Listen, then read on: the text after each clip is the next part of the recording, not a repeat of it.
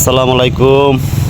আশা করি সবাই ভালো আছেন। আপনাদের মাঝে আসলাম ও বাবা কিছু কথা বলার জন্য। এই স্ক্রিনে যে লোকটা দেখতেছেন না, এই মানুষটাকে নিয়ে ইনশাল্লাহ কিছু কথা বলবো। বলার আগে একটা কথা বলি, শোনেন, এই রাস্তাটা আছে না, এই রাস্তাটা পার হইতে গেলে আমার এই ডাইনে বামে দেখে তারপর আমার পার হইতে হবে, ঠিক আছে? এটাই সত্যি, এটাই বাস্তব। এখন যদি আমি গাড়ি যদি বাইসে আসে তো আমি কোনো অ্যাক্সিডেন্ট হবো, এটা সত্যি, এটা বাস্তব। এখন ভাই আমরা 53 বছর থেকে বাংলাদেশে একজন আমার এলাকায়, প্রত্যেকটা যার এলাকায় আমরা একদম ভালো একজন প্রতিনিধি, দেশপ্রেমিক, মানুষপ্রেমিক, গ্রামপ্রেমিক, এইসব লোকগুলো আমরা খুঁজে পাই নাই।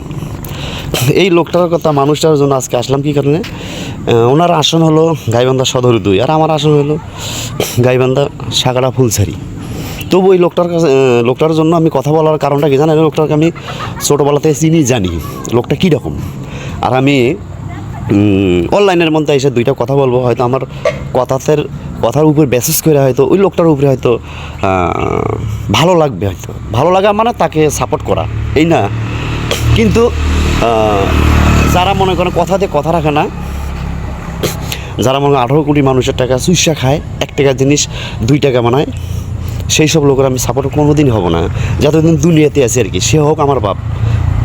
আর একটা ভালো মনের মানুষের যদি আমি সাপোর্টার হই, আমার কথায় যদি বেঁচে যদি যায়, মানুষ চললে যদি যায়, তার সাপোর্টার হয়ে, আর সেই লোকটা যদি কাজ করে তাহলে আমি সার্থ। আমার কথাতে 2জন মানুষ গেছিলো, তার সাপোর্টার হয়ে গেছে, তাহলে আমি সার্থ। আর যদি আমার কথাতে যে ওই মানুষটা যাওয়ার পরে, এখন আমার কথাতে যদি যাওয়ার পরে যদি সেই লোকগুলো যদি সেই জিনিসগুলো যদি না পায়, তা পরবর্তীকালে আমার হিসাব দিতে হবে, এটাই সত্যির বাস্তব।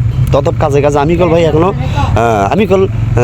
চামচামি এখন কারো করছি না। তারাই যে চামচামি করছিলাম আমি, তার কপালে দাগ দেখে, এটাই সত্যির বাস্তব। তারপরে অনেক মানুষ দেখি তাদের ব্যবহারগুলো সৎ মায়ের মতন ব্যবহার করে। তারাই যে একটু ভালো কইছি, আর এখন বর্তমানে আর ভালো আর কই না, বাদ দিছি।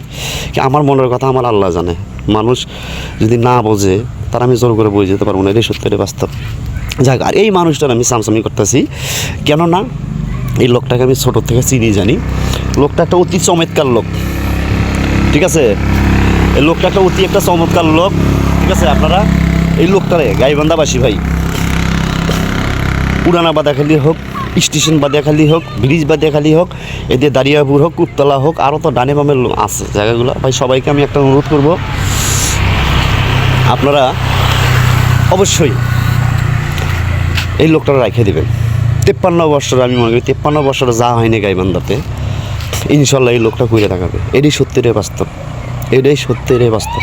আর বিএনপির মধ্যে যদি এইরকম মানুষ নেয়, দলের মধ্যে যদি নেয় এরকম উপরে একজন আল্লাহ, বিএনপি পাস করবে, এটাই সত্য, এটাই বাস্তব।